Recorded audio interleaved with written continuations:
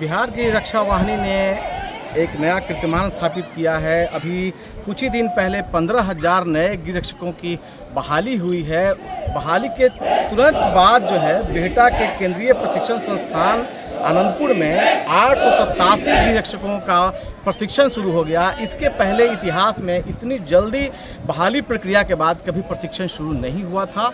और वहीं 171 गृहरक्षकों की आज नियुक्ति पत्र भी दी गई है, जो किसी तरह से उनके जो आश्रित थे उनको आज नियुक्ति पत्र दिया गया है और यहाँ उनका प्रशिक्षण भी हुआ है। तो सबसे खुशी की बात है कि जिस बिहार की रक्षा वाहिनी के नाम से पहले लोग भौं सिकुड़ते थे, पुलिस में बिहार की रक्षा वाहिनी का जो नाम था अब वो नाम दिन प्रतिदिन नया बनते जा रहा है। इतिहास में यह पहली दफ़ा हो रहा है। अभी हम बिहटा के ये आनंदपुर प्रशिक्षण केंद्र में हैं और हमारे साथ कमांडेंट डॉक्टर अशोक प्रसाद हैं। हम उनसे बात करते हैं कि इतनी जल्दी ये प्रक्रिया कैसे शुरू हुई। देखिए, ये हमारी सरकार की उच्च प्राथमिकता स्तर और हमारी आदरणीय डीजी मैम श्रीमती शोभा ओडकर मैडम और मुख्यालय में जो आईजी सर हैं और जो कमांडेंट सर, काफ़ी युद्ध स्तर पर हम लोगों ने प्लानिंग किया था, मुख्यालय स्तर ने प्लानिंग किया।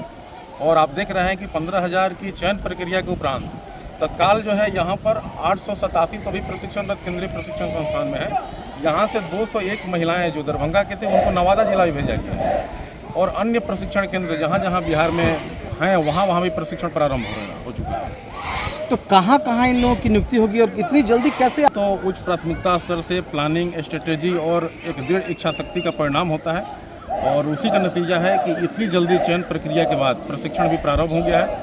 और आज आपने देखा कि 171 लोगों का तो पासिंग आउट परेड भी हुआ है, जो अन्य 12 जिलों के थे, जिसमें 151 पुरुष और 20 महिलाओं का आज हम लोगों ने पासिंग आउट भी किया। और अभी आप देख भी रहे हैं कि हमारा प्रशिक्षण उच्च स्तरीय आर्मी के सेवानिवृत्त आर्मी अनुदेशकों के द्वारा और हमारे जो भी मुख्यालय से उच्च पदीय पदाधिकारी भी इस पासिंग आउट परेड और निरीक्षण के लिए लगातार यहाँ मॉनिटर कर रहे हैं। विधानसभा चुनाव में देखिए, ये तो मुख्यालय और सरकार के स्तर से निर्णय लिया जाना है, लेकिन हम लोग हर स्तर से प्रयासरत हैं कि जितना जल्दी हम लोग इन प्रशिक्षुओं को प्रशिक्षण देकर सरकार के हवाले करें। सर, एक चीज़ बताओ। अब देखिए, ये बात मेरे लिए कहना थोड़ा सा मुश्किल होगा।